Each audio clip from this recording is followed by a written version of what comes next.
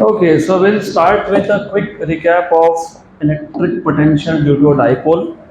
So if you remember, हमने last lecture में we have seen how to find out electric potential due to a dipole. यहाँ तक ही हुआ था ना? Electric potential due to a dipole तक हुआ था ना हमारा last lecture में. So just for a very quick recap, we'll go through electric potential due to dipole first.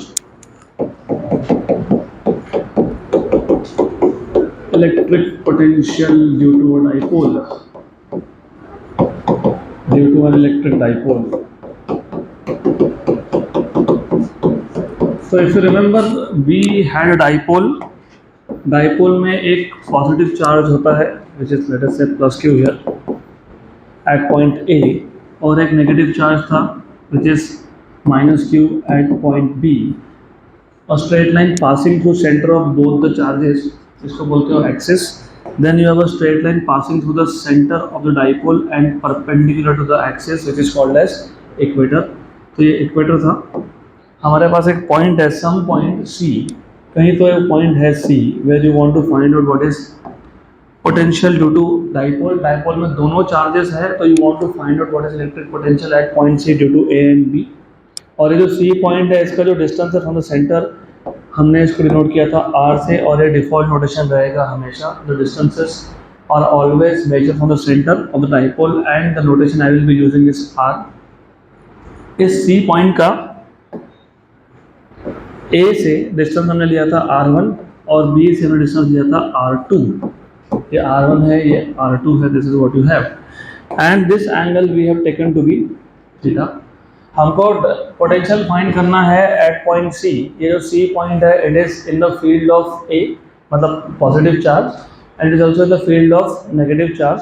तो total potential at point C is due to charge at A and due to charge at B. तो total potential था VA plus VB. VA is the potential at point C due to charge at A, जो positive charge है, and VB is the potential at point C due to charge at B, which is negative charge. तो फिर then of course आपको याद होना चाहिए VA is equal to 1/4 pi epsilon 0 Q by R1 and VB is equal to 1/4 pi epsilon 0 Q by R2. तो एक काम करते हैं, इसमें V और VB सब्स्टिट्यूट कर लेते हैं. You have V equal to 1/4 pi epsilon 0. VA में चार्ज प्लस Q है, यहाँ पे चार्ज माइनस Q है, दैट इज ओनली डिफरेंस. तो Q upon R1 minus 1/4 pi epsilon 0 Q by R2.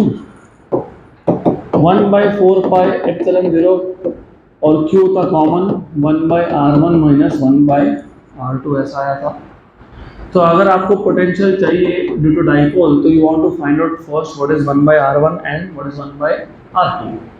1/R1 find करने के लिए हमने ये ट्राइंगल यूज किया था AOC, और we have used law of cosine. What is law of cosine? R1 square equal to, ये डिस्टेंस था L, तो L square plus R square minus 2LR cos theta. तो यूजिंग कोसाइन रूल भी बोलते हैं, कहीं पे लॉ ऑफ कोसाइन बोलते हैं. Using cosine rule from triangle AOC हमको मिला था R1 square equal to R square plus L square minus 2RL cos theta. Then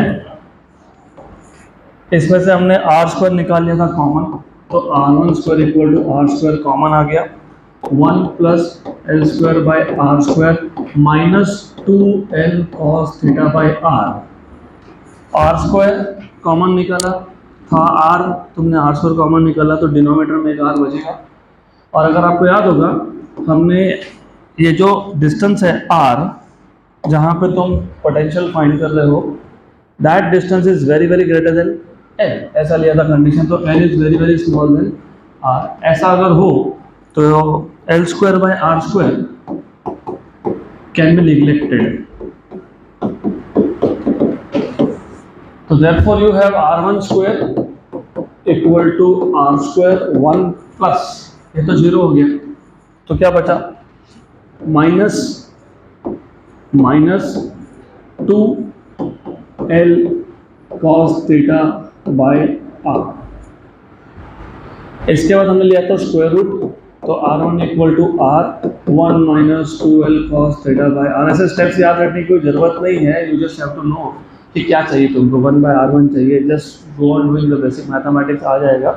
आपको चाहिए 1/R1, दिस इज R1, तो रेसिप्रोकल लोगे तो 1/R1 equal to 1/R 1 minus 2L cos theta by R. Reciprocal लिया इसलिए क्या आ गया, माइनस हाफ आ गया।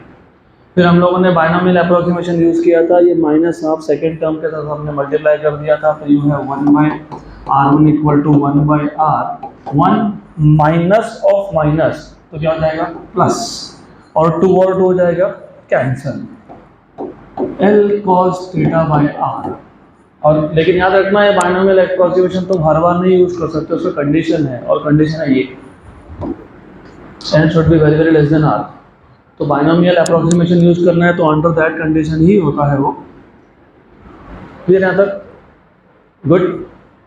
देन इसको तुम फर्दर सिंप्लीफाई कर लो, क्रॉस मल्टीप्लाई कर लो, तो r plus L cos theta upon r into r square, ये आ गया 1/R1। Now similarly you can find out what is 1/R2। ये कैसे फाइंड करोगे, too simple, how much is this angle, 180 minus theta. तो R1 1/R1 फाइंड करने के लिए you have used triangle AOC। To find out what is R2 you will be using triangle BOC, लेकिन AOC में angle theta था, यहाँ पे कितना है 180 माइनस थीटा, तो 180 माइनस थीटा है, तो यहाँ पे आप सिर्फ लिखोगे 180 माइनस थीटा। तो what is cos of 180 minus theta, minus cos theta. तो you will have 1/R2 equal to R minus L cos theta by R square। फिर ये इक्वेशन नंबर 2, और इक्वेशन नंबर 2 इसको बोल देता हूँ, equation number 2 and equation number 3, ये हमने सब्स्टिट्यूट किया था इक्वेशन नंबर 1 में। तो therefore 1 from 1 2 and 3, from 1 2 and 3 you have v equal to, क्या था v, 1/4 pi epsilon 0 q 1/R1। what is 1/R1, r plus L cos theta upon r square minus 1/R2, क्या था r minus L cos theta by r square। Denominator same है तो दोनों terms को combine कर दो, you have 1/4 pi epsilon 0 q r plus L cos theta minus r minus हो गया plus L cos theta by r square। जो जो टर्म कैंसिल होता है कैंसिल कर दो, r और कैंसिल हो गया, L cos theta plus L cos theta will be 2L cos theta। तो v equal to 1/4 pi epsilon 0 q into 2L cos theta by r square। उसमें से जो ये q into 2L है that is P, electric dipole moment. तो v equal to 1/4 pi epsilon 0 P cos theta by r square।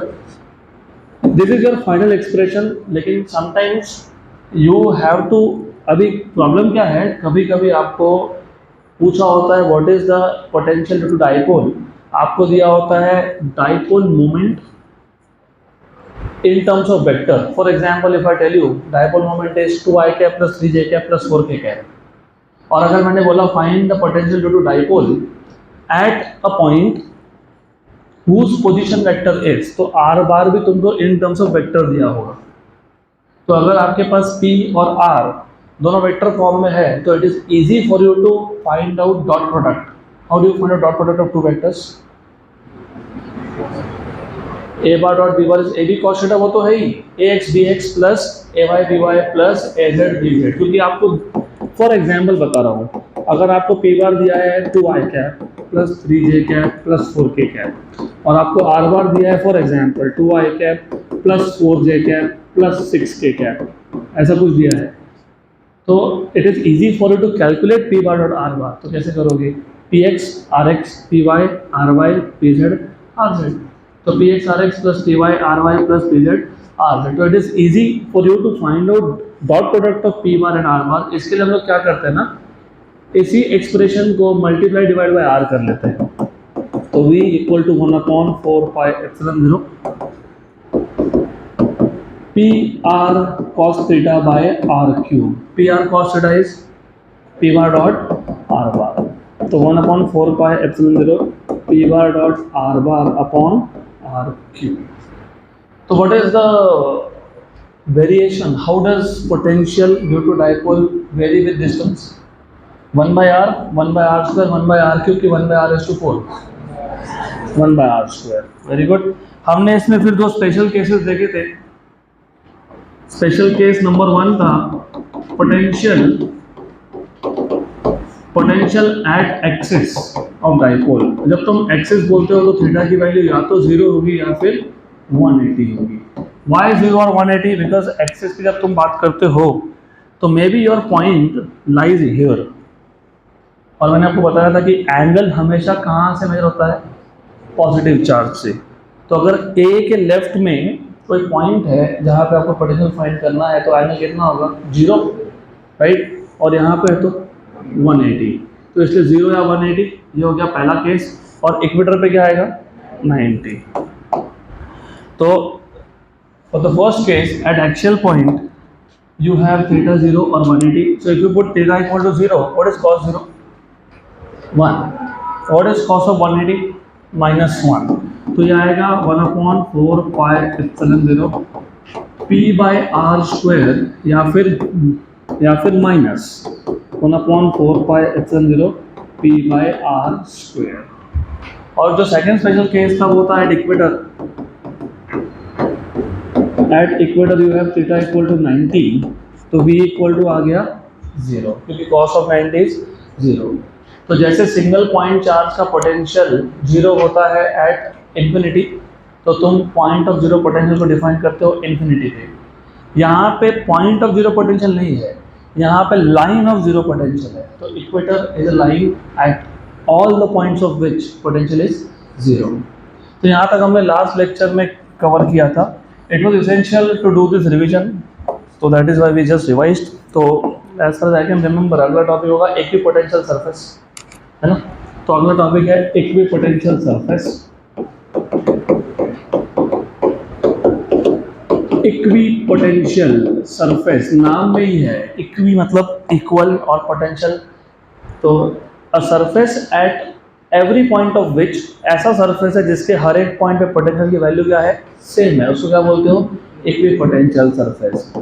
So the surface at every point of which, the surface at every point of which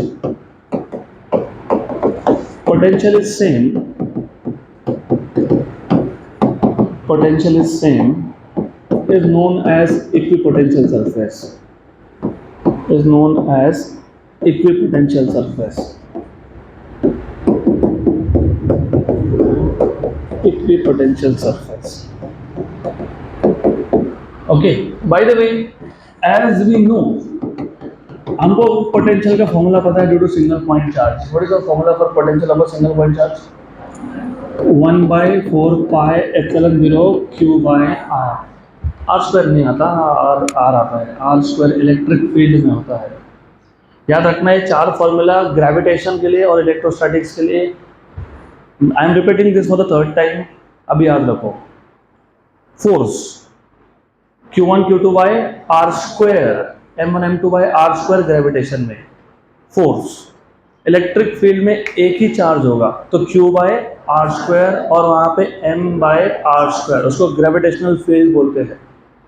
potential energy में दोनों charge होते हैं, q1 q2 by r और यहाँ पे m1 m2 by r, और potential में q by r, वहाँ पे m बाय r, तो q बाय r आएगा। तो what we understand from this formula is कि potential at a point depends only on charge and distance. तो imagine अगर मैं एक सिंगल पॉइंट चार्ज लेता हूँ, for example single point charge के केस में अगर मैं r डिस्टेंस पे देखूँ तो r डिस्टेंस पे जो पॉइंट आएगा यहाँ पे पोटेंशियल का एक वैल्यू मिलेगा। And now if I take the same distance r but in different direction, तो यहाँ पे भी पोटेंशियल का वैल्यू क्या होगा, सेम होगा. If I take r distance in some other direction, तो उस पॉइंट पे भी पोटेंशियल वैल्यू क्या होगा, सेम होगा. तो हर डायरेक्शन में r डिस्टेंस पे पोटेंशियल का वैल्यू क्या आने वाला है, सेम आने वाला है हर डायरेक्शन में. तो what will be the geometrical shape that you will get, sphere. Very good. तो for a single point charge equipotential surface is a sphere. तो for a single point charge, अब ऐसा क्यों हुआ, क्योंकि पोटेंशियल किस पे डिपेंड कर रहा है, चार्ज और डिस्टेंस पे. इसका मतलब हर डायरेक्शन में सेम डिस्टेंस पे तुमको पोटेंशियल भी मिलेगा सेम. तो जो ज्योमेट्रिकल शेप बनता है that is a sphere, which means that for a single point charge equipotential surface is in the form of a sphere, spherical shell.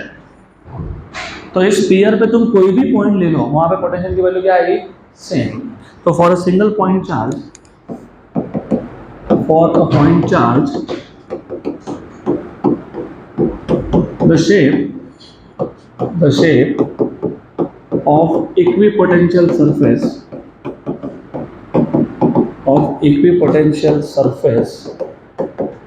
is a sphere, but remember at a given distance.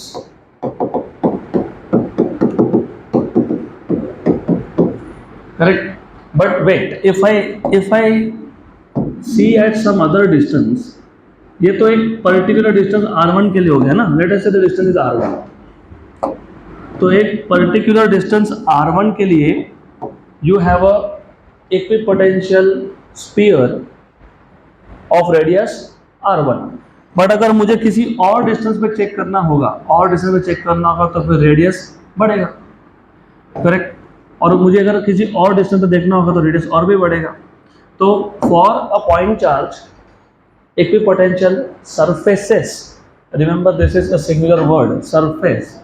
जब आप एक particular distance पे देखते हो तो एक sphere बनेगा, that is one equipotential surface. लेकिन आप जब और ज़्यादा डिस्टेंस पे देख रहे हो, if you looking at the larger distance, और एक सरफेस बन गया, that is also equipotential surface. तुम और ज़्यादा डिस्टेंस पे देख रहे हो तो you have one more equipotential surface. अंदर का जो इक्विपोटेंशियल सरफेस है उस पूरे सरफेस से पोटेंशियल सेम है, बाहर का जो सरफेस है उस पे भी पोटेंशियल की वैल्यू सेम है. बट रिमेंबर, अगर अंदर के स्फीयर पे पोटेंशियल की वैल्यू v1 है तो बाहर के सरफेस पे it is not the same. Clear. तो overall for a single point charge equipotential surfaces are in the form of spheres तो है, लेकिन do they have same center, center same है, तो फिर क्या हुआ, वो कॉन्सेंट्रिक. ओके. तो ये जब मैंने बोला कि for a point charge the shape of equipotential surface, singular word था, मतलब जब मैं सिर्फ एक डिस्टेंस पे देख रहा हूँ तो उसका शेप क्या बन रहा है, स्फीयर. इसलिए मैंने क्या बोला, at a given distance. But if you see at a larger picture तो ऐसे बहुत सारे सरफेसेस बनेंगे. तो therefore for a point charge, the equipotential surfaces,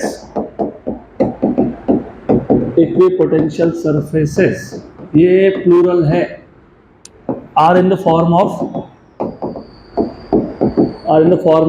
क्या, ये सारे स्फीयर्स है विथ सेम सेंटर, मतलब they are in the form of concentric spheres. Clear है तक? Good. What do you think for a line charge equipotential surface का shape क्या होगा? ये लाइन चार्ज है, सिलेंड्रिकल. Very good. तो for a line charge the equipotential surface is in the form of a cylinder.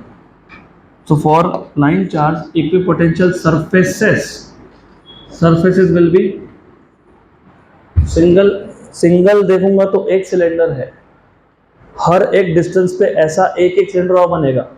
तो वो जैसे ये सारे कॉन्सेंट्रिक स्फीयर थे वो सब क्या होंगे, coaxial cylinders. Very good. So for a line charge equipotential surfaces equipotential surfaces are in the form of coaxial cylinders.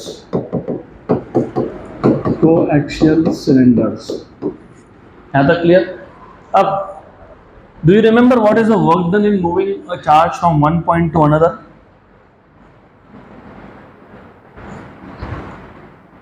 क्या था फॉर्मूला वर्क डन का? What is the formula of work done in moving a charge from one point to another?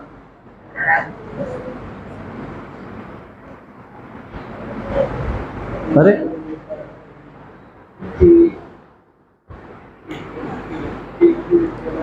I want to know what is the work done in terms of potential difference.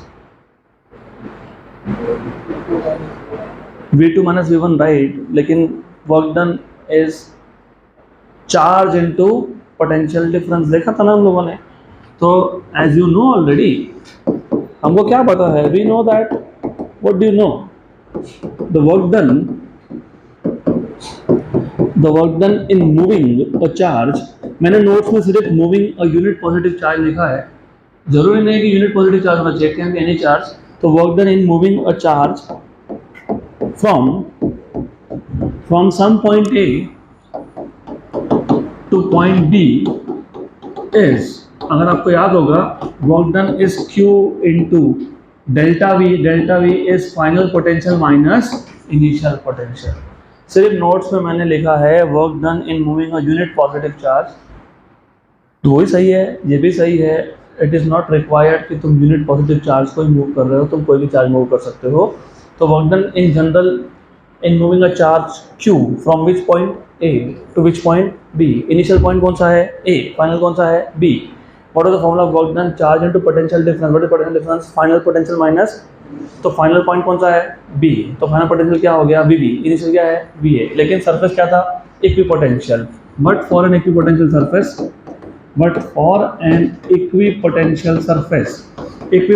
Surface पे हर point पे potential क्या होता है? Same होता है. मतलब V और VB की वैल्यू क्या होगी? सेम होगी. अगर VA इक्वल टू VB हो गया तो वर्क डन कितना हो गया? 0. इसका मतलब अगर तुमको एक इक्विपोटेंशियल सरफेस पे एक पॉइंट से दूसरे पॉइंट तक चार्ज को ले जाना है तो no work is done. Remember, ऐसा हम लोग क्यों बोल रहे हैं? If you remember, do you remember potential energy का कॉन्सेप्ट? क्या था कॉन्सेप्ट? हमको जो सिस्टम ऑफ चार्जेस को बनाने में वर्क हुआ वो कहाँ गया? It was stored in the form of potential energy. अब अगर मैं इसी सिस्टम में से एक चार्ज को मूव करता हूँ तो एक्स्ट्रा वर्क होगा. वो एक्स्ट्रा वर्क कहाँ गया? Change in potential energy. लेकिन अगर मेरे पास अगर एक सिस्टम ऑफ चार्जेस हैं, उसमें से अगर मैं एक चार्ज को एक पॉइंट से दूसरे पॉइंट पे मूव करता हूँ, मान लो मैं A पॉइंट से B पॉइंट पे मूव करता हूँ, अगर A और B पे पोटेंशियल सेम हो तो उस केस में वर्क होगा क्या? तो work is done in moving a charge from one point to another if and only if the 2 points are not at the same potential.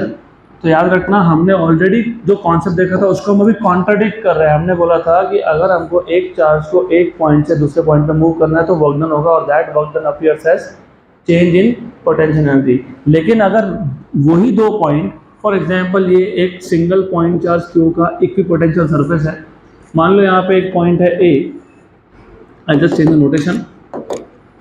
मान लेते हैं ये हमारे पास कैपिटल Q चार्ज था.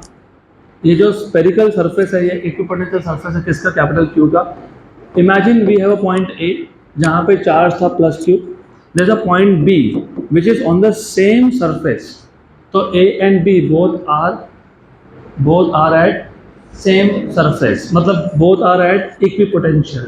तो मुझे अगर A से B तक चार्ज को मूव करना है on equipotential surface, work done कितना होगा? 0. So work done in moving a charge from one point to another on an equipotential surface is always 0. अभी याद रखना. Then do you remember? Of course तुमको याद होना चाहिए. If you remember, याद तो होना ही चाहिए. What is the direction of electric field of a positive charge? Away.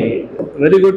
तो मैं अगर इलेक्ट्रिक फील्ड देखता हूँ पॉजिटिव चार्ज का, तो अवे रहेगा in all directions, correct, it is away in all direction. तो ये इलेक्ट्रिक फील्ड का डायरेक्शन है। What do you notice from this? क्या दिख रहा है आपको? ऐसा दिख रहा है क्या 90 डिग्री? ये दिख रहा है क्या तुमको 90 डिग्री? ये दिख रहा है तुमको 90 degree? Yes, do you see this is 90? Do you see this is 90? तो what is the conclusion? Very good, electric field lines are always normal to an equipotential surface. तो याद रखना, काम में आएगा ये। तो electric field lines are always normal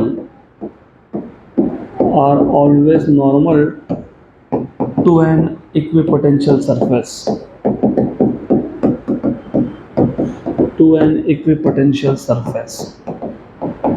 simple। यहाँ तक क्लियर? गुड। अगला टॉपिक है, what is the next topic? I think it is electrical energy. Okay, तो वहाँ पे ना टाइटल आपके जो टेक्स्ट बुक में दिया था मैंने वही यूज़ किया है, लेकिन actually that is not very appropriate title. तो टाइटल रहना चाहिए potential energy due to different system of charges. तो उसमें सबसे पहला है potential energy of a system of 2 point charges. तो 8.6 ऐसा दिया है आपको, 8.6 क्या बोला है? इलेक्ट्रिकल एनर्जी किसका? Of 2 point charges and dipole, है ना? डाइपोल बोला है ना? तो electrical energy of 2 point charges and of a dipole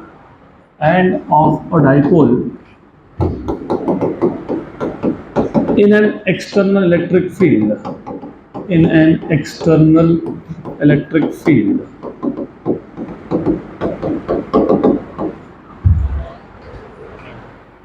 title partially correct है, पार्शियली इनकरेक्ट है, क्योंकि तुमको बोला है you are suppose to find out what is electrical energy. Electrical energy का मतलब होता है potential energy of 2 point charges of a system of 2 point charges and of a dipole in an external electric field. लेकिन हमको यहाँ तक जाने के लिए पहले कुछ बेसिक पता होना चाहिए। तो हम इस टॉपिक पे आएंगे, लेकिन थोड़ी देर से आएंगे। तो पहले, इससे पहले जो आपको बेसिक पता होना चाहिए वो है पोटेंशियल एनर्जी। पोटेंशियल एनर्जी किसका? Potential energy of 2 point charges.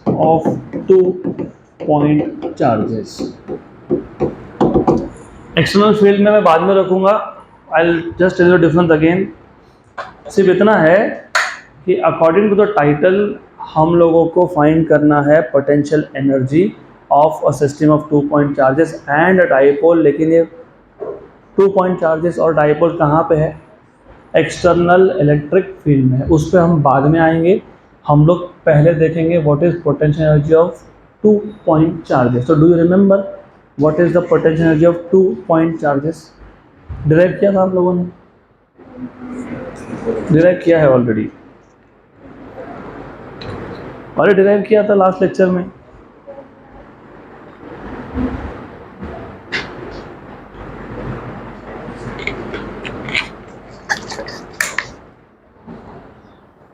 No you can not refer to notes. बंद करो, बंद बिल्कुल बंद।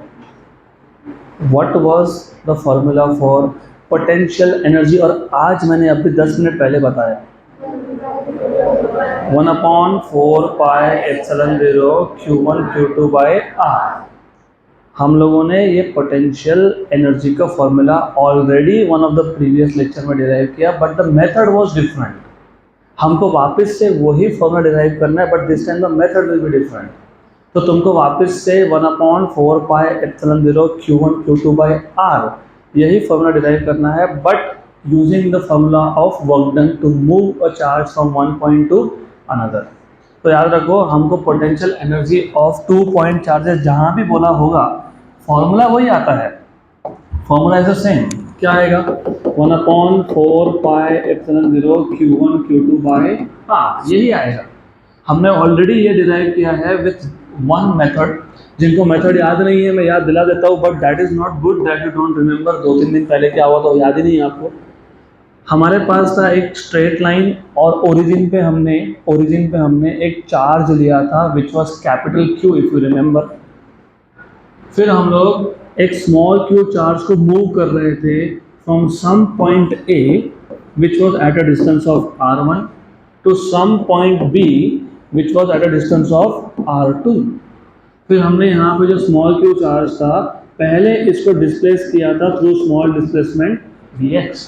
तो स्मॉल डिस्प्लेसमेंट में जो वर्क डन हुआ था dw, वो dw वर्क डन अगर आपको याद होगा तो it is minus F D x. और नेगेटिव क्यों आया? नेगेटिव आया because of opposite direction, force is away and displacement is towards, क्योंकि रिपल्सिव फोर्स है। तो force in this case is from O to A और displacement is from A to O. Then if you remember, ये है work done in moving charge only through small displacement dx. Total work done तुमको चाहिए तो you integrate from A to B, तो ये होता है A से B माइनस बाहर गया F dx. Then A to B, A का पोजीशन था R1 और ये था R2। अगर आपको dx रखना है वेरिएबल dx रखो, कोई प्रॉब्लम नहीं है, वेरिएबल का टेंशन मत लो तुम, वेरिएबल होता रहेगा solve. 1/4 pi epsilon 0 capital Q small q by x square. सिर्फ यहाँ पे dx लिखोगे तो इधर x स्क्वायर लिखो, वहाँ dr लिखोगे तो क्या लिखोगे r स्क्वायर। फिर इसमें से हम लोगों ने कैपिटल Q स्मॉल q 4 पाई एप्सिलॉन 0 कांस्टेंट है इसलिए क्या किया था बाहर निकाल दिया, तो ये आया था 1/4 pi epsilon 0। Of course minus sign is there, capital Q small q integration of 1 by x square dx कितना होता है minus 1 by x from r1 to r2। Clear? फिर तुमने ये नेगेटिव साइन यहाँ दे दिया तो 1/4 pi epsilon 0 capital Q small q by x, लेकिन upper limit minus lower limit. And then if you remember for convenience हमने कैपिटल Q को बोल दिया था Q1, स्मॉल q को बोल दिया था Q2, R1 को ले लिया था इन्फिनिटी और R2 को बोल दिया था R। तो ये सब सब्स्टिट्यूट करने के बाद आपको मिला 1/4 pi epsilon 0 Q1 Q2 1 by R2। What is R2? R 1 by R1 मतलब 1 बाय इन्फिनिटी कितना होता है 0। तो ये work done it is stored in the form of potential energy. तो this is how you have already derived. अब हमको यही फॉर्मूला वापस चाहिए लेकिन थ्रू अ डिफरेंट मेथड। तो अब हम लोग potential energy of a system of two charges वापस डिराइव करेंगे, लेकिन this time approach will be different. तो एक काम करते हैं, हमारे पास एक रीजन ऑफ स्पेस है जहाँ पे हम दो चार्जेस को लाने वाले हैं, और चार्जेस हमेशा कहाँ से लाते हो इन्फिनिटी से। तो पहला चार्ज लाओगे कहीं तो रख दोगे, तो एक काम करते हैं मैं पहले चार्ज को ला के रखूंगा ए पॉइंट पे,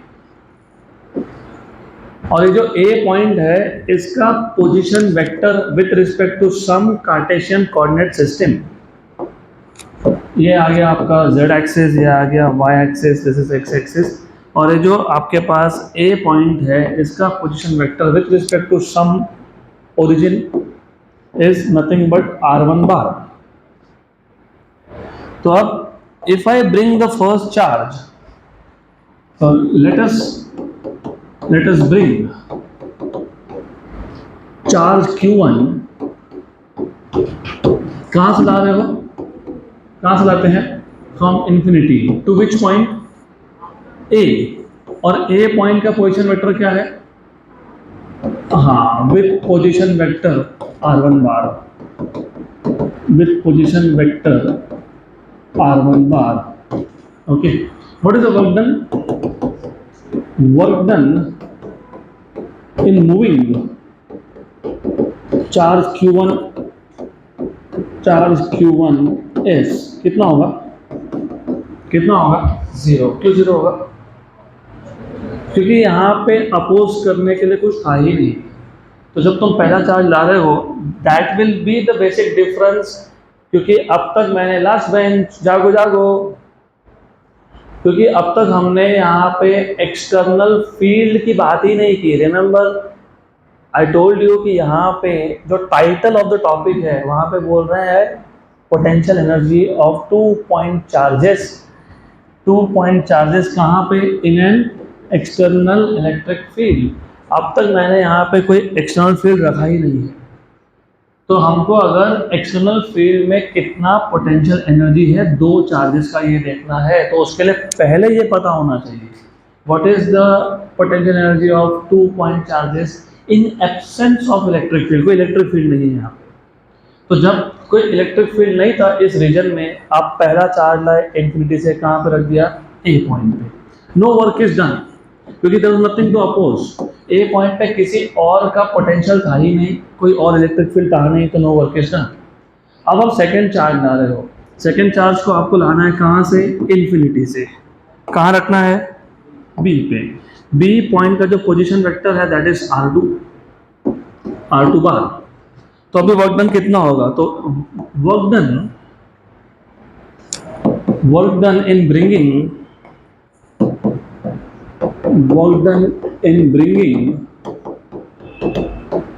चार्ज Q2 कहाँ से? इन्फिनिटी से।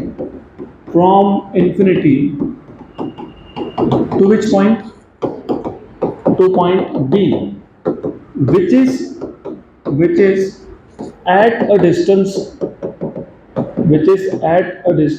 R12 from point A। तो ये जो B पॉइंट है ना, इसका डिस्टेंस कहाँ से? A पॉइंट से। कितना है? R12। कितना है? R12। नोटेशन याद रखना। अब थोड़ा सा चीज़ें कॉम्प्लिकेट होगी, तो नोटेशन याद रखना। अभी मैं दो ही चार्ज की बात कर रहा हूँ, अगले टॉपिक में n पॉइंट चार्जेस की बात होगी। तो पहला चार्ज लाए, कहाँ रखा? A पॉइंट पे। पोजीशन वेक्टर क्या था? R1 bar. What is work done? 0। दूसरा चार्ज लाए, कहाँ रखना है? B पॉइंट पे। B पॉइंट का डिस्टेंस कितना है? A से R12। उसका पोजीशन वेक्टर क्या है? R2 bar. ओके, तो let R2 bar be the position vector of point B, be the position vector of point B। ये बाद में लिख देता हूँ मैं, this is something I will write down later. हमको क्या फाइंड करना है? पहले work done in bringing charge Q2 कहाँ से लाए? इन्फिनिटी से। कहाँ पे? Point B। B पॉइंट का पोजीशन वेक्टर कितना है? R2 bar. डिस्टेंस कितना है? R12। Do you remember what is the formula of work done? अभी बताया था। Charge into potential difference. कौन सा charge? Charge that you are moving. कौन से चार्ज को मूव कर रहे हो? किसको मूव कर रहे हो? Q2 को। Into potential difference. अब ये पोटेंशियल डिफरेंस क्या है? W2 equal to Q2। Potential difference is final potential. Final point कौन सा है? B। माइनस इनिशियल कहाँ था? What is the potential in infinity? 0। तो ये क्या है? 0 है। देयरफॉर वर्क डन W2 क्या आएगा? Q2 into VB minus 0। लेकिन ये जो VB है इसको लिखते कैसा है? इसका नोटेशन है। एक बात बताओ, B पॉइंट पे किसका पोटेंशियल होगा? A का। A मतलब किसका? Q1 का। तो इसलिए यहाँ पे ध्यान देना जरूरी है।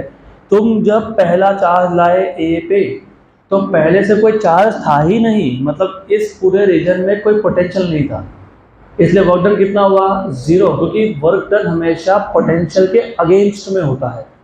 लेकिन जब तुम सेकंड चार्ज लाए, सेकंड चार्ज को तुमको कहाँ से आना था? इन्फिनिटी से। रखना कहाँ था? B पे। लेकिन ये B पॉइंट किसके पोटेंशियल में है?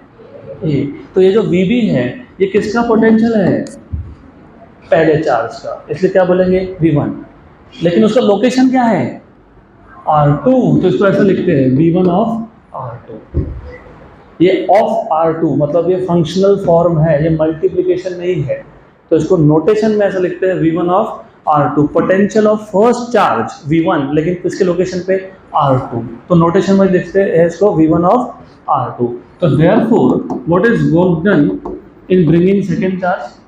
Q2 into V1 of R2। R2 बाहर लिखो चलता है, नहीं लिखो तो भी चलता है। यहाँ तक क्लियर? नोटेशन समझ में आया? पक्का? What is Q2? The charge that you are moving। What is V1? Potential due to already existing charge। कौन था?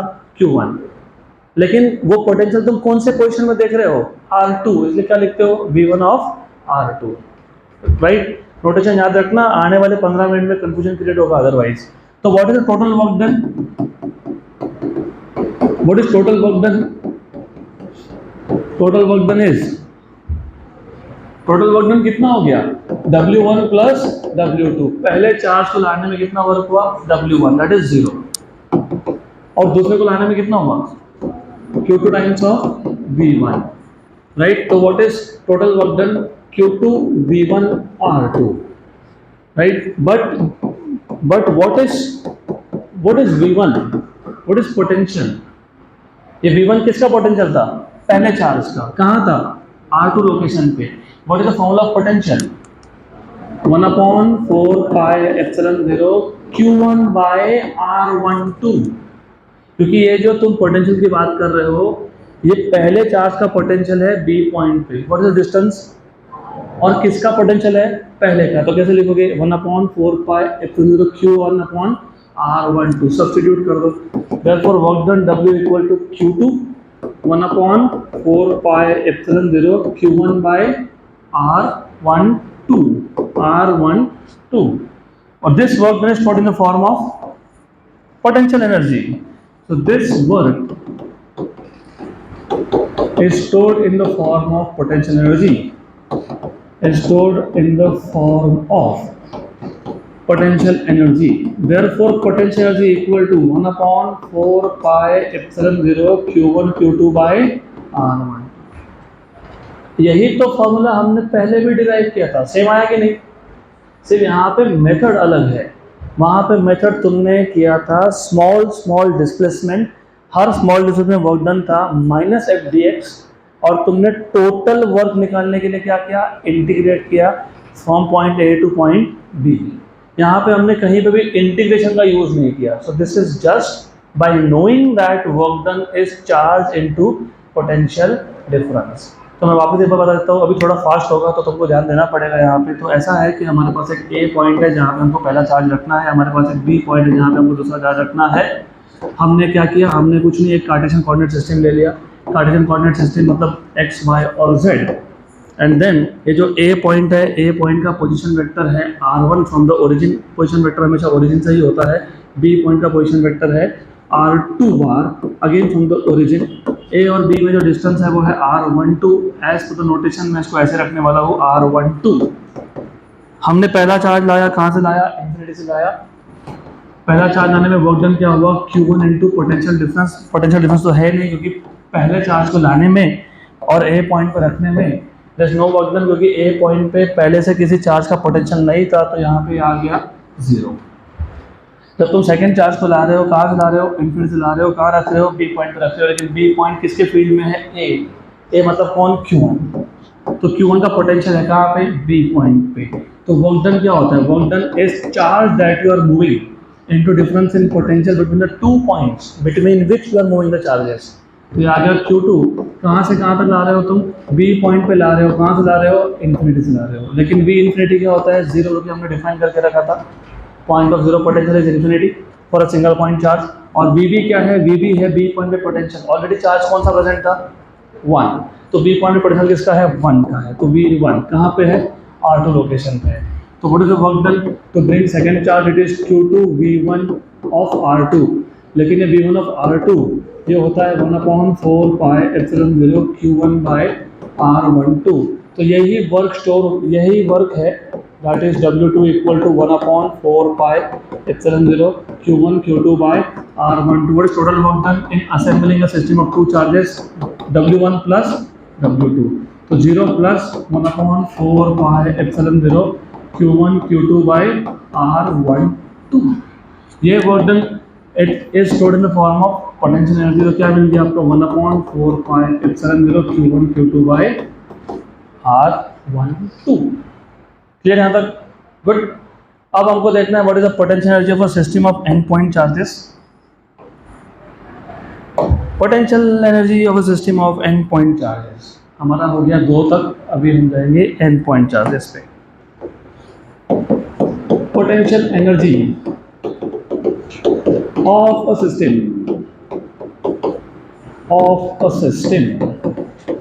of n point charges। तो पहले मेरे को ये बताओ, क्या बताओगे कि मुझे अगर एक पॉइंट है ए, यहाँ पे पहला चार्ज लाना है, कहाँ से लाए? इन्फिनिटी से। तो कितना वर्क हुआ? 0। जब मुझे दूसरे एक पॉइंट पे, बी पॉइंट पे, लेट अस से बी पॉइंट है, इसका पोजीशन वेक्टर r2 बार है, मुझे यहाँ पे दूसरा चार्ज ला के रखना है q2, और 1 और 2 का डिस्टेंस है r12, तो कितना वर्क हुआ? कितना वर्क हुआ? 1/4 pi epsilon 0 q1 q2 by r12. So what is total work in assembling a system of 2-point charges? 1/4 pi epsilon 0 q1 q2 by r12. अब इतना तो पता ही है ना, तो इसके आगे चालू करेंगे, फिर वापस से वही चीज बोल के मतलब नहीं है। तो you can directly start by saying we know that potential energy in assembling a system of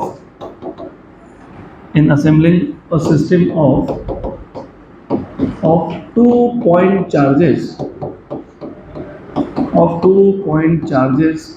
is W equal to W1 plus W2, which is equal to 1/4 pi epsilon 0 Q1 Q2 by R12। इतना तो पता ही था।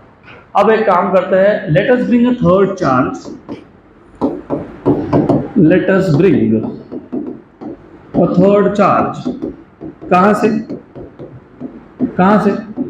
Charges कहाँ से लाते हो? From infinity to point C। तो यहाँ पे मैं एक और पॉइंट इमेजिन कर लेता हूँ, C पॉइंट। मुझे तीसरा चार्ज लाना है इन्फिनिटी से, कहाँ लाना है? C पे। और जो C पॉइंट है, इसका A से जो डिस्टेंस है उसको मैं बोलूँगा R13, और इसका जो B से डिस्टेंस है उसको मैं बोलूँगा R23, क्योंकि पहले का तीसरे से डिस्टेंस, दूसरे का तीसरे डिस्टेंस, R13 R23। तो नोटेशंस बिल्कुल याद रखो अच्छे से। तो let us bring a third charge from infinity two point C। तो work done in bringing third charge, या फिर चार्ज Q3 इज, अब ध्यान दो यहाँ पे, work done in bringing third charge मतलब Q3 इज। अब जब तुम तीसरे चार्ज को ला रहे थे, कहाँ रख रहे थे? ये C किसके पोटेंशियल में है? 1 and 2। तो कौन कौन अपोज करेगा? 1 and 2। तुम किसको ला रहे थे? तीसरे को। तुम किसको ला रहे थे? तीसरे को। किसने अपोज किया? पहले के पोटेंशियल ने। और किसने अपोज किया? दूसरे के पोटेंशियल ने। लेकिन तुम तीसरे चार्ज को कौन से पॉइंट पर रख रहे हो? C पे। C पॉइंट का पोजीशन वेक्टर हम डिनोट करते हैं R3 से। तो V1 at R3 and V2 at R3, ऐसा नोटेशन है वो, करेक्ट? तो तीसरा चार्ज ला रहे थे, वो तीसरा चार्ज तुम C पॉइंट पर रखने वाले थे, लेकिन वो C पॉइंट किसके फील्ड में है? Q1 और Q2। तो C पॉइंट पे किसका पोटेंशियल है? Q1 और Q2 का। तो थर्ड चार्ज को किसने अपोज किया? पहले ने और दूसरे ने। इसलिए यहाँ पे दो टर्म आएगी, Q3V1 प्लस Q3V2। क्लियर? पक्का? श्योर? थोड़ा चीज़ें अब कॉम्प्लिकेटेड होगी यहाँ से आगे। It's not complicated really, but of course थोड़ा नोटेशन में गड़बड़ होता है। तो Q3, what is the formula potential? 1/4 pi epsilon 0। अभी ध्यान दो, V1 मतलब किसका पोटेंशियल? Q1 का कि Q2 का? Q1 का। तो Q1 और V1 ये किसका पोटेंशियल है? Q1 का। कहाँ पे है? C पॉइंट पे। तो कितना डिस्टेंस है? तो यहाँ क्या लिखोगे? R13। सिंपल। इसके लिए मैंने ऐसा लिखा 13। Look at this 13। तो नोटेशन भी वैसे बनाए हम लोगों ने। Q3 V2 किसका पोटेंशियल है? सेकेंड चार्ज का। कहाँ पे है? C पे। कितने डिस्टेंस पे है? R23। तो क्या आएगा? 1/4 pi epsilon 0 Q2 upon R23। तो ये आ गया work done in bringing the third charge from infinity to point C। 1/4 pi epsilon 0 Q1 Q3 upon R13 plus 1/4 pi epsilon 0 Q2 Q3 upon R23। तीसरा charge. सिर्फ तीसरे charge को लाने में इतना वर्क हो गया। तो तीसरे चार्ज को लाने में 2 टर्म्स है। देखो पहले चार्ज को लाने में 0 टर्म्स है क्योंकि वर्क डन हुआ ही नहीं। दूसरे चार्ज को लाने में 1 टर्म है। तीसरे चार्ज को लाने में 2 टर्म है क्योंकि दोनों अपोज किए। तो चौथे चार्ज को लाने में कितना होगा? 3 term. Similarly work done in bringing fourth charge Q4 from infinity to some point D is, तो चौथे चार्ज को जब तुम ला रहे थे, किसको ला रहे थे? चौथे को। Q4 किसने अपोज किया? पहले चार्ज के पोटेंशियल ने। और किसने अपोज किया? सेकेंड चार्ज के पोटेंशियल ने। और किसने अपोज किया? थर्ड चार्ज के पोटेंशियल ने। लेकिन डी पॉइंट का पोजीशन वेक्टर ये मैं डिनोट करने वाला हूँ किससे? R4 से। किससे? R4 से। क्लियर है? व्हाट इज द पोटेंशियल का formula in this case? 1/4 pi epsilon 0। बताओ V1 किसका पोटेंशियल था? Q1 का। किसकी लोकेशन पे? चौथे चार्ज की लोकेशन में, डी पॉइंट पे। तो डिस्टेंस क्या आएगा? R14 plus Q4। What is V2? 1/4 pi epsilon 0। V2 मतलब Q2 upon R24 plus Q4 1/4 pi epsilon 0। क्या लिखूं? Q3 upon R34। So if you see, it is 1/4 pi epsilon 0 Q1 Q4 upon R14 plus 1/4 pi epsilon 0 Q2 Q4 upon R24 plus 1/4 pi epsilon 0 Q3 Q4 upon R34। ये है work done only to bring fourth charge. हमको चाहिए n charges के लिए, तो कम से कम आपको W4 तक निकालना पड़ेगा। तो what is the work done in bringing these 4 charges from infinity to their respective positions? W1 plus W2 plus W3 plus W4। 4 तक करना पड़ेगा, उसके बाद हम लोग जनरल फॉर्मूला बना देंगे। मैं बताता हूँ कैसे बनाएंगे। So therefore total work done in assembling मतलब बनाना, in assembling a system of 4 point charges, 4 point charges is, so work done to bring first charge plus to bring second charge plus to bring third charge plus to bring fourth charge। पहले का तो 0 था, दूसरे का कितना था? 1/4 pi epsilon 0 Q1 Q2 by R12 plus तीसरे को लाने में क्या क्या हुआ? 1/4 पाई एप्सिलॉन 0 याद होना चाहिए Q1 Q3 upon R13 plus 1/4 pi epsilon 0 Q2 Q3 upon R23 plus what is the work done in bringing the fourth charge? ये 3 टर्म्स आएंगे। 1/4 pi epsilon 0 Q1 Q4 upon R14 plus 1/4 pi epsilon 0 Q2 Q4 upon R24 and 1/4 pi epsilon 0 Q3 Q4 upon R34। तो ये आ गया आपका work done in bringing the fourth charge. तो याद रखना ये है work done in bringing the first charge W1, ये है work done in bringing second charge W2, ये है work done in bringing third charge W3 और ये है work done in bringing fourth charge W4। Correct? पक्का? तो अभी याद कैसे रखते हैं बताता हूँ मैं। सिंपल है, बहुत सिंपल है। कितने चार्जेस थे? 4। तो कॉम्बिनेशन क्या क्या बनेंगे? देखो कॉम्बिनेशन कैसे बनते हैं। 1 2 3 4 4 चार्जेस थे। 1 2 1 3 1 4 2 3 2 4 एंड 3 4। 1 और 2 का हो गया, 1 और 3 का हो गया, 1 और 4 का हो गया। यस।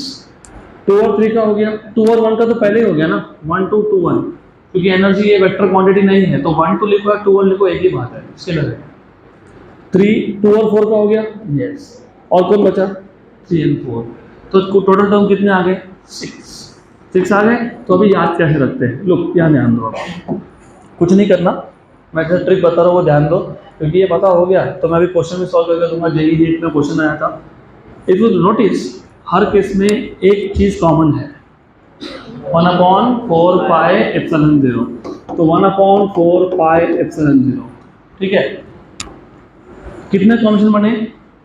6।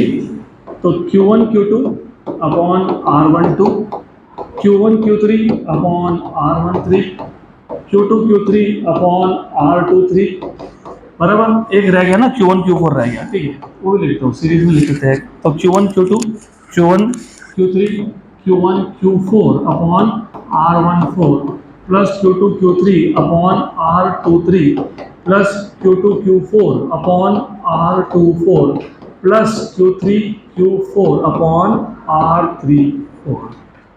हो गया ये, बराबर, गुड। अब इसी को मैं लिखूंगा Einstein summation convention, 1/4 pi epsilon 0 summation Q1 Q2 1 3 1 4 2 3 2 4 3 4, तो ऐसा लिखेंगे QI QJ अपॉन RIJ। एक काम करना, यहाँ पे लिख देना ऑल कॉम्बिनेशंस, खत्म, हो गया। तो ये 4 चार्जेस का था, उसको जनरलाइज कर दिया। तो अभी n चार्जेस के लिए भी यही यूज होगा। अगर मेरे पास 5 चार्जेस होंगे, क्योंकि n तो 3 भी हो सकता है ना, n can be 3, n can be 2, तो 2 चार्जेस अगर हो, 2 चार्जेस हो तो कितने कॉम्बिनेशन बनेंगे? एक सिंगल, 1 2, खत्म। तो what is the potential energy of a system of 2 point charges? 1/4 pi epsilon 0 Q1 Q2 by R12। What is the potential energy of 3 charges? 3 charges, तो 1 2 1 3 and 2 3, तो 1/4 pi epsilon 0 Q1 Q2 upon R12 plus Q1 Q3 upon R13 plus Q2 Q3 upon R23, खत्म। 4 का तो देखा ही तुमने।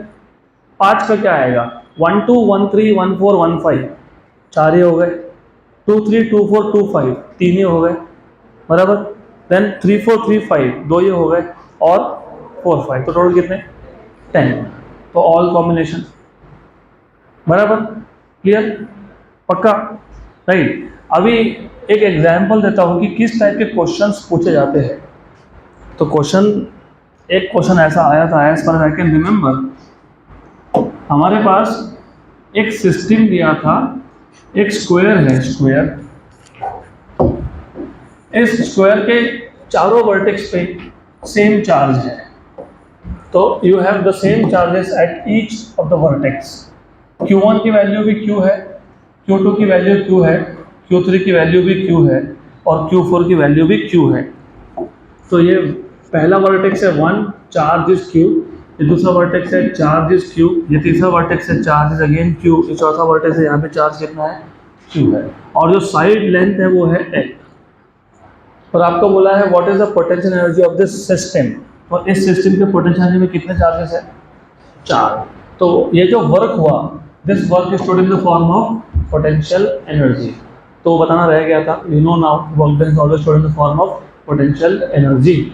तो potential energy यहाँ पे फॉर्मूला क्या आएगा? 1/4 पाई एप्सिलॉन 0, बताओ, Q1 Q2 upon R12 plus Q1 Q3 upon R13 plus Q1 Q4 upon R14 plus Q2 Q3 upon R23 plus Q2 Q4 upon R24 and plus Q3 Q4 upon R34।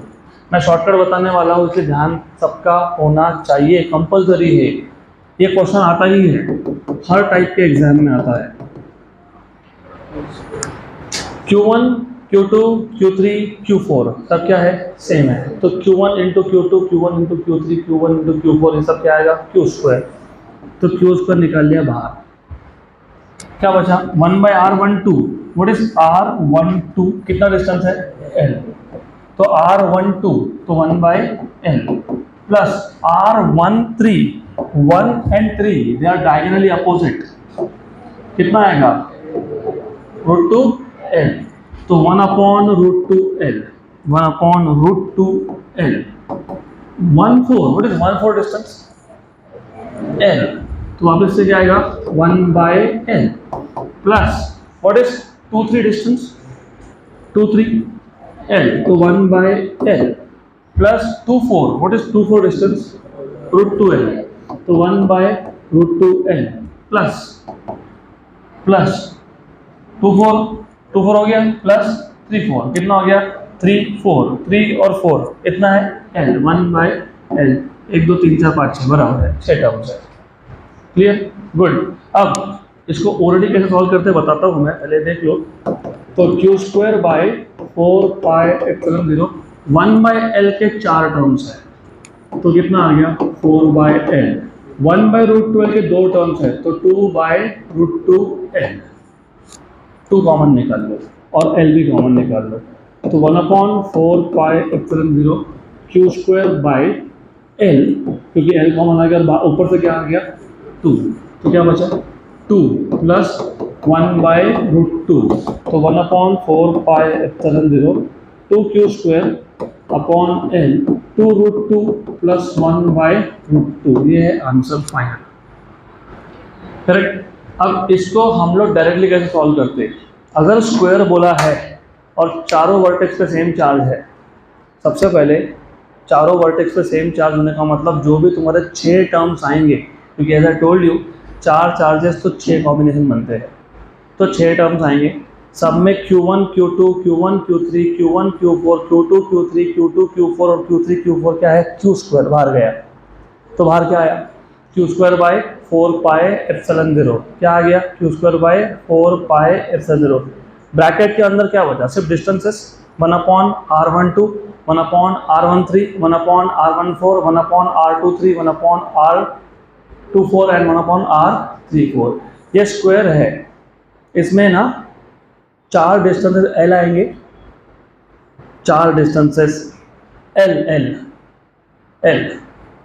1 2 2 3 3 4 और 1 4, ये क्या आएगा L, 1 3 और 2 4 क्या आएगा √2L, तो 4 distance कितने हैं L, तो 4 इंटू 1/L और 2 कितने हैं √2L, तो प्लस 2/√2L, 2/L बाहर निकाल लो, पहले से कौन बाहर बैठा है q²/4πε0, अब तुमने 2 निकाल लिया तो 2q²/4πε0L, अंदर बच गया 2 प्लस 1/√2, तो 2√2 प्लस 1/√2 इंटू q²/4πε0L, कोई सॉल्व नहीं करना पड़ता है, देखा खत्म हो गई बात। करेक्ट। तो अब अच्छे से क्वेश्चन सुन लो जो मैं बोल रहा हूँ, ऐसे ही सॉल्व करना है directly, no pen paper allowed. हमारे पास इक्विलैटरल ट्रायंगल है, उसका साइड लेंथ है a, इस इक्विलैटरल ट्रायंगल के हर एक वर्टेक्स पे चार्ज है q, what is the potential energy of the system?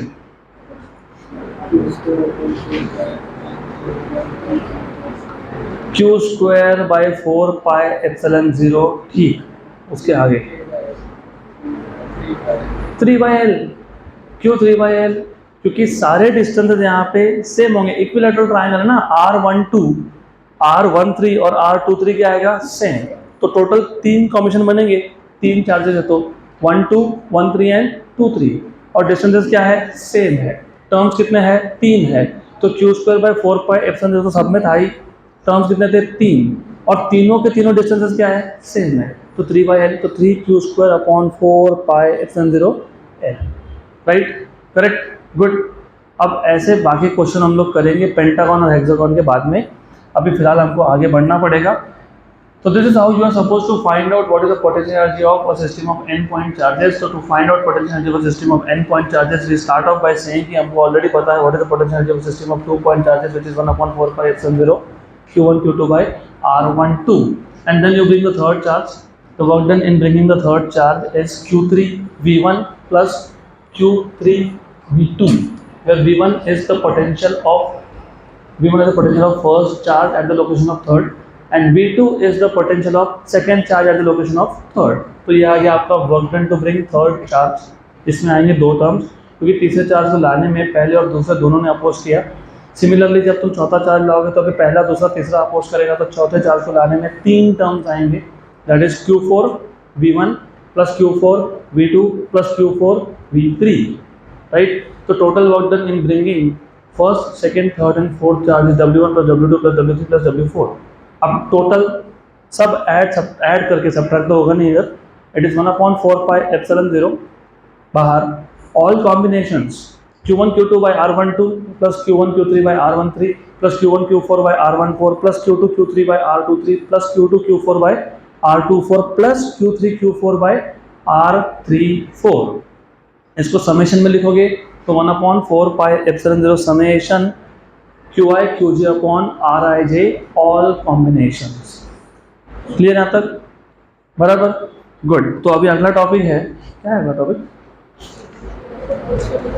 Potential energy of a single charge in an external field. Okay, simple है. So we want to find out what is the potential energy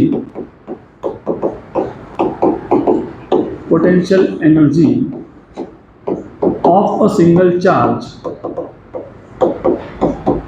But this time they are saying in an external field. In an external field. अब difference क्या है ये समझ लो. I have been telling you again and again कि जब तुम पहला चार्ज लाते हो तो वर्क डन होता है क्या? नहीं. लेकिन that is under specific condition कि ऑलरेडी एग्जिस्टिंग इलेक्ट्रिक फील्ड नहीं है. तो when you bring the first charge from infinity and if you want to keep this at some point A, और ये जो सम पॉइंट ए है इसका position vector है लेट अस से R1, तो ये हो गया आपका Cartesian coordinate system. This is x, this is y, this is z, और ये जो A पॉइंट है इसका पोजीशन वेक्टर इस R1 बार. मैं इधर R बार बोल रहा हूँ क्योंकि मैं फिलहाल एक सिंगल चार्ज की बात कर रहा हूँ, मतलब मुझे एक ही चार्ज लाना है, दूसरा चार्ज तो लाना है नहीं, इसलिए I am just calling it as R bar. Correct. जब दो चार्जेस होते तो मैं R1 और R2 लिखता, लेकिन एक ही चार्ज लाना है. तो अब तक हम लोग बोल रहे थे कि to bring the first charge from infinity to point A the work done is 0, क्योंकि वर्क हुआ ही नहीं, hence the potential energy is 0. क्यों वर्क नहीं हुआ? क्योंकि जहाँ तुम उसको ला के रख रहे हो वहाँ पे पहले से कोई फील्ड प्रेजेंट नहीं था. लेकिन इमेजिन इस रीजन में अगर पहले से कोई इलेक्ट्रिक फील्ड होता, एक्सटर्नल इलेक्ट्रिक फील्ड. अब ये फील्ड कहाँ से आया that we don't care, it is basically not required. आपको सिर्फ बोलना है कि यहाँ पे ऑलरेडी एक एक्सटर्नल इलेक्ट्रिक फील्ड था, किसने प्रोड्यूस किया, वी डोंट केयर. तो if you want to bring charge, some charge Q from infinity to point A, अब वर्क होगा. क्यों वर्क होगा? क्योंकि A पॉइंट एक एक्सटर्नल फील्ड में है, और ये जो A पॉइंट है यहाँ पे एक्सटर्नल फील्ड का जो पोटेंशियल है उसको डिनोट करेंगे हम लोग V ऑफ R बार से. किससे? V of R bar. यहाँ पे notation will basically play the most important role. तो जब मैंने V1 V2 V3 कुछ नहीं लिखा, मैंने क्या बोला? V of R bar. तो जो एक्सटर्नल इलेक्ट्रिक फील्ड है उसका पोटेंशियल डिनोट करोगे V of R bar.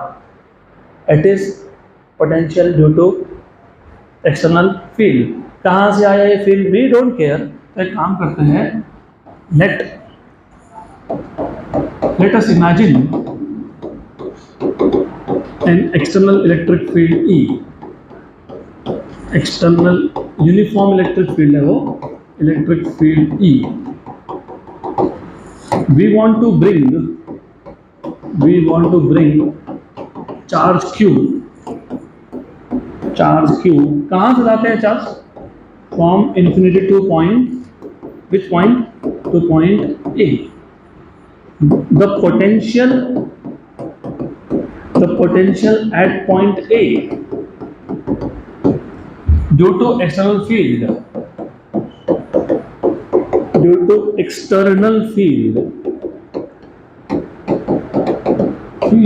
is V of R bar. Therefore, the work done in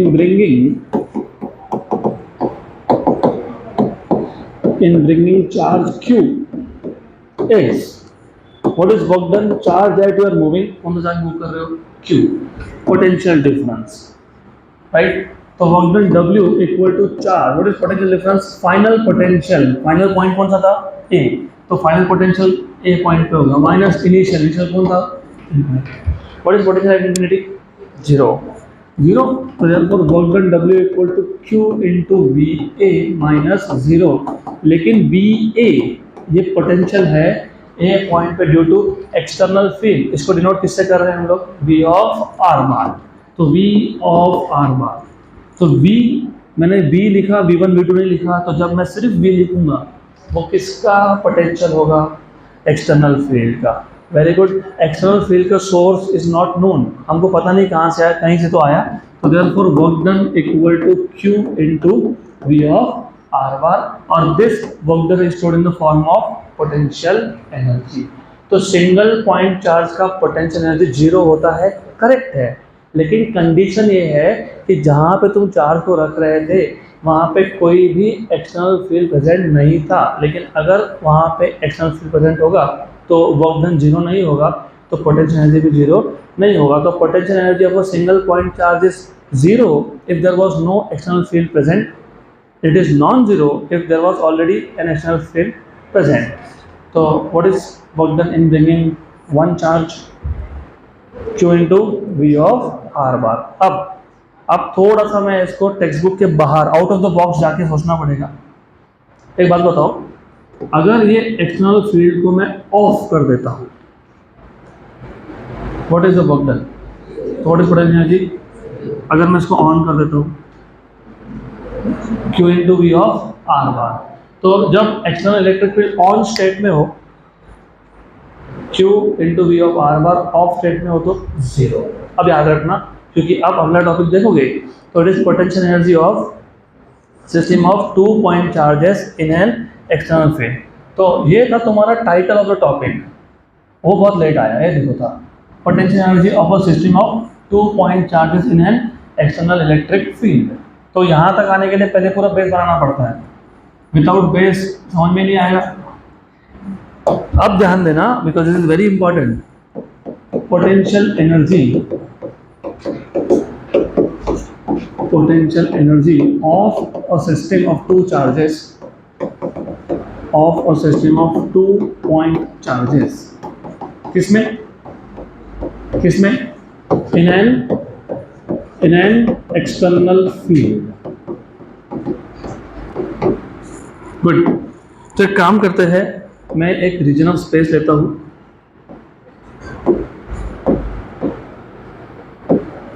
okay, some XYZ। इस रीजन ऑफ स्पेस में पहले से एक एक्सटर्नल इलेक्ट्रिक फील्ड प्रेजेंट है, तो यहाँ पे एक एक्सटर्नल इलेक्ट्रिक फील्ड प्रेजेंट है। इस एक्सटर्नल फील्ड के पोटेंशियल को मैं डिनोट करूंगा V से, किससे, V। यहाँ पे दो पॉइंट है, एक पॉइंट है A, एक पॉइंट है B। A पॉइंट का पोजीशन वेक्टर है r1 बार और दूसरे का है r2 बार। तो position vector is r1 bar of A and r2 bar of B, and the distance between A and B is, let us say, r12. Clear? A point पे external field का जो potential होगा उसको मैं बोलूंगा V of r1 बार, क्योंकि A point का position vector क्या था, r1। तो this is potential due to external field at which point, at point A। Clear यहाँ तक, पक्का, sure. Then similarly B point पे अभी तक चार्जेस को मूव करना स्टार्ट नहीं किया है, तो डोंट वरी अबाउट चार्जेस आएंगे बाद में। B पॉइंट पे एक्सटर्नल फील्ड के पोटेंशियल क्या लिखूंगा मैं, V ऑफ R2, ये पोटेंशियल है कहाँ पे, B पॉइंट पे, किसका है, एक्सटर्नल फील्ड का है। क्लियर यहाँ तक। अब जब तुम पहला चार्ज लाओगे तो work done in bringing Q1 in bringing q1 from infinity to point A is work done. जब पहला चार्ज लाते हैं तो नॉर्मली जीरो होता है, यहाँ पे जीरो नहीं है। तुम q1 को ला रहे हो, कहाँ रख रहे हो? Where are you keeping it? At which point? A point. Very good. Just a minute. Okay.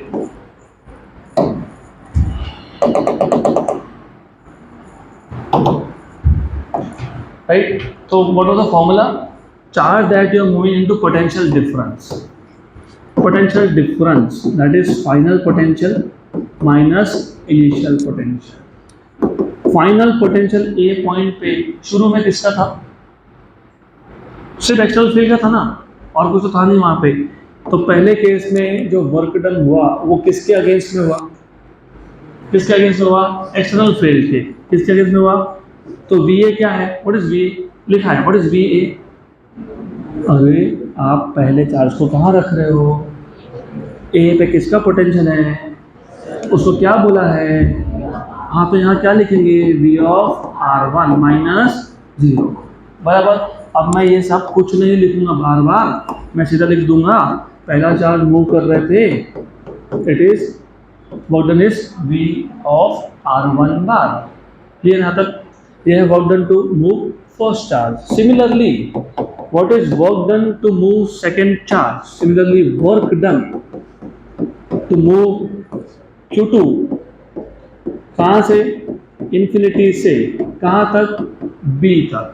अब जब तुम सेकेंड चार्ज को ला रहे हो तो याद रखो सेकेंड चार्ज को एक्सटर्नल फील्ड भी अपोज कर रहा है, सेकेंड चार्ज को पहले चार्ज का फील्ड भी अपोज कर रहा है, क्योंकि अभी पहला चार्ज ऑलरेडी पहुंच गया वहाँ, तो the first charge is already here.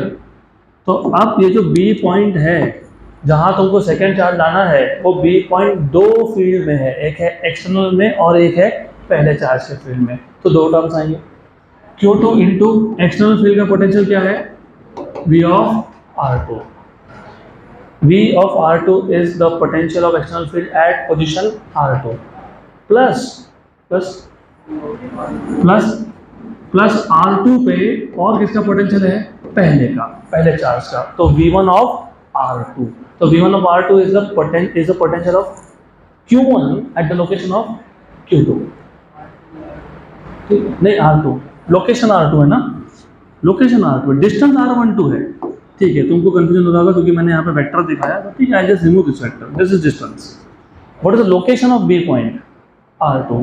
तो इसलिए इधर लोकेशन लिखते हैं अंदर, डिस्टेंस तो तुम जब 1/4 पाई एप्सिलॉन 0 लिखोगे तब डिस्टेंस आएगा।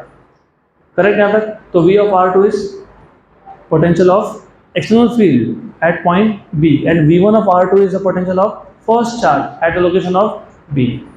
करेक्ट? तो यहाँ पे ये आ गया work done W2 equal to Q2 V of R2 bar plus Q2। What is the potential of a single point charge? 1/4 pi epsilon 0 Q1 by R12। Clear? ये है work done in bringing second charge. What is total work done? What is total work done? W1 plus W2. What is W1? Q1 V of R1. What is W2? Q2 V of R2 plus 1/4 pi epsilon 0 Q1 Q2 by R12. And this work is stored in the form of potential energy. Right? Clear यहाँ तक? पक्का? Sure? Right? अब याद कैसे रखते हैं? मैंने अभी बताया था, अगर मैं एक्सटर्नल फील्ड को ऑफ कर दूं, ऑफ, क्या बचा? 1/4 pi epsilon 0 Q1 Q2 bye R1। ये कौन था?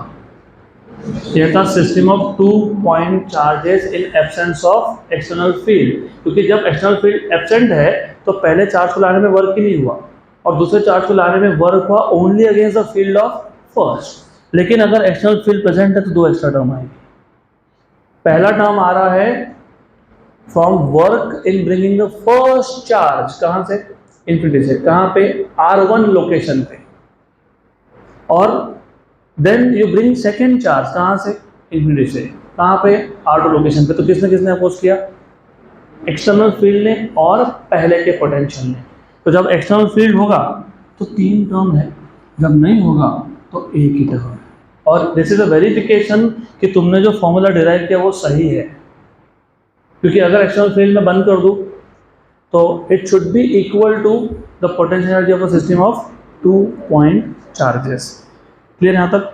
अभी हमारा एक ही टॉपिक बचा है related to potential energy, that is potential energy of a dipole in an external field, that we will take in the next session.